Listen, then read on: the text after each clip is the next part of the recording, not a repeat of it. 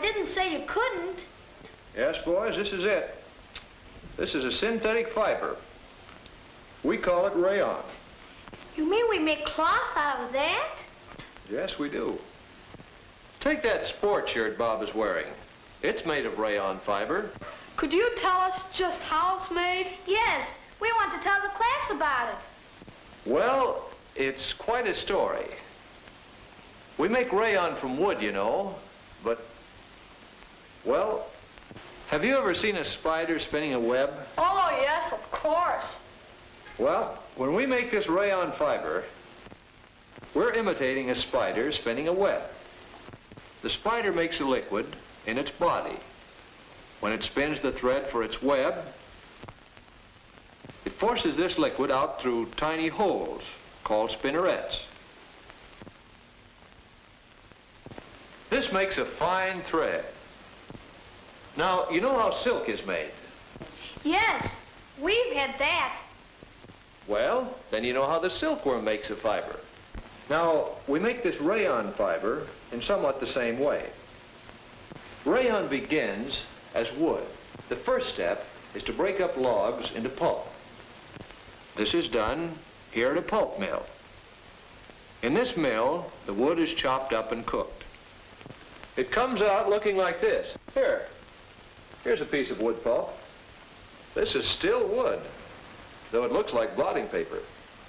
Now this goes to the rayon mill, where they put it into tanks. The pulp comes to the mill in large sheets. They put these sheets into a tank. Then they fill the tank with a chemical. After the pulp is soaked in this bath for a while, they squeeze out some of the chemical, and it's ready for the next step. They take it out and drop it down through a hole to the floor below. The pulp drops right down into a shredding machine. This machine breaks it up into small pieces.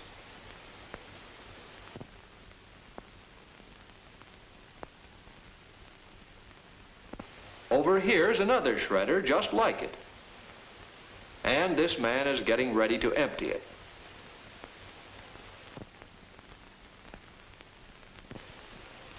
When the pulp comes out, it's broken up into fluffy crumbs.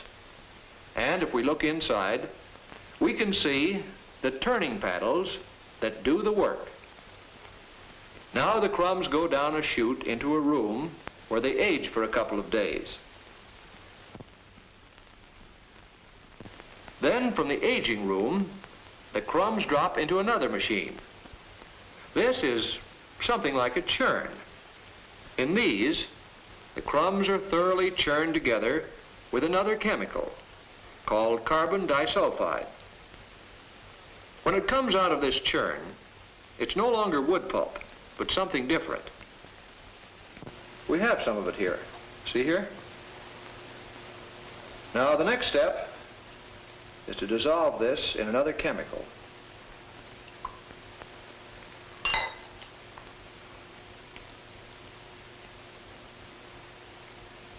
It quickly becomes a thick liquid like this.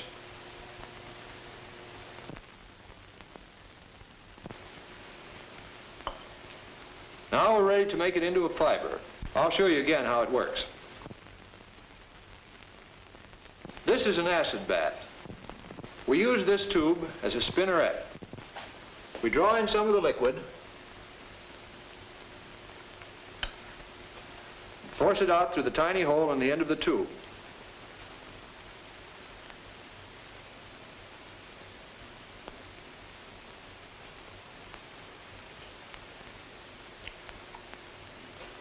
The acid hardens it, and here's our rayon fiber.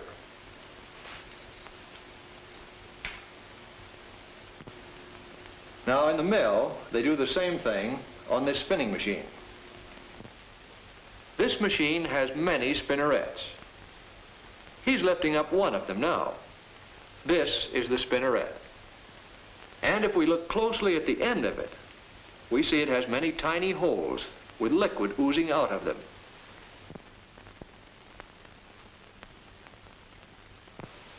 Now he's putting the spinneret down into the acid bath. And here's the fiber forming.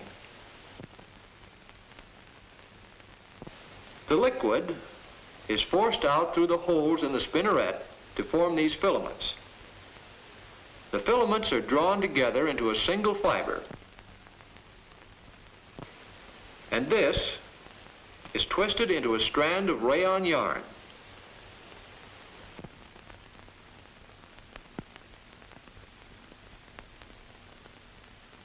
It goes down into this box. These men are taking cakes of yarn out of the machine. They call this doffing.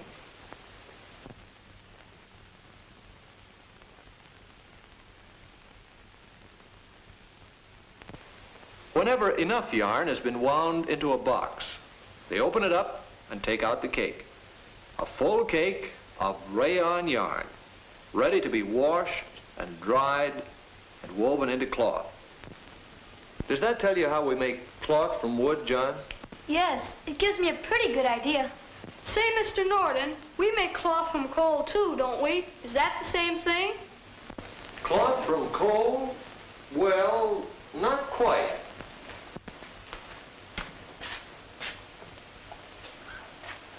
Here's a piece of a cloth we make from coal and other things.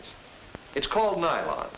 But how can a soft thing like this come from a hard thing like a piece of coal? Well, boys, it's a long story, but it does begin with coal. Just ordinary coal from the mines.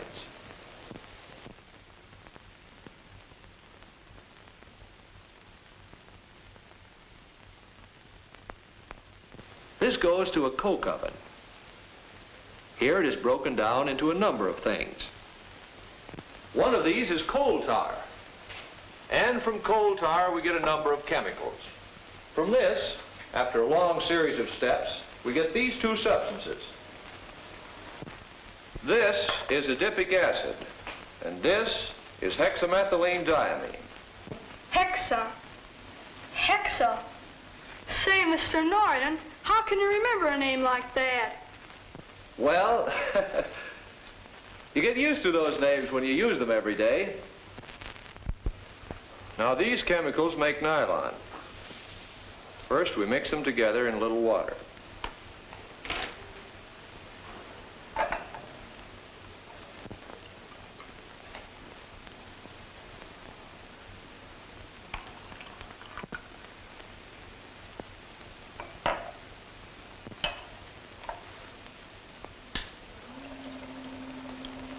This makes a liquid we call nylon salt.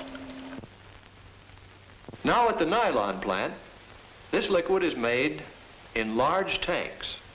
Then it is piped into an evaporating tank. Here some of the water is boiled away.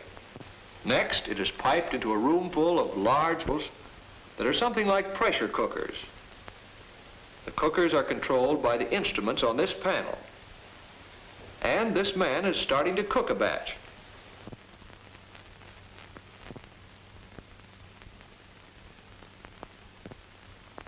He has it ready in this vessel.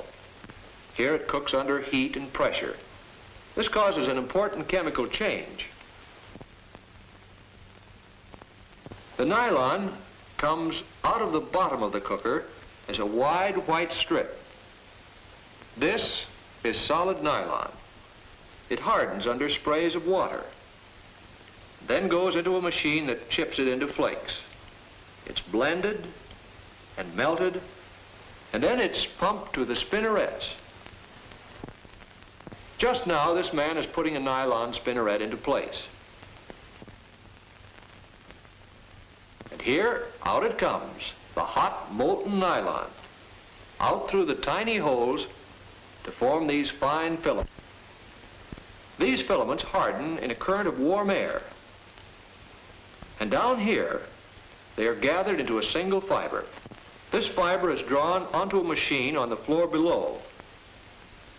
This machine twists it into a single strand of nylon yarn. The strands are wound on large bobbins. And here's a full bobbin of bright, silky nylon yarn. But now, before this can be made into cloth, it has to be stretched. See how we can stretch it? This stretching gives it strength and true elasticity. Now, a lot of this nylon yarn is used for stockings, you know. Stockings are made on the knitting machines in a hosiery mill. This machine knits a number of stockings at a time. The machine has rows of needles. There. He's straightening one of the needles now.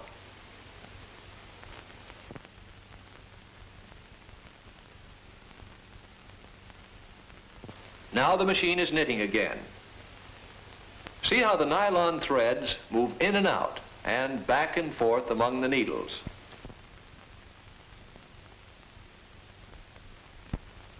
The machine knits a stocking in a broad, flat strip.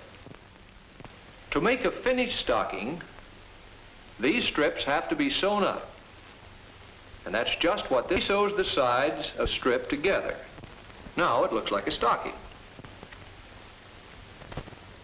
The stockings are done. They are put on forms and heated for a time. This sets them in the proper shape. At last they come off the forms as finished stockings. Now they're ready to be worn. Stockings of a fine, silky cloth, made by the science of chemistry from a lump of coal.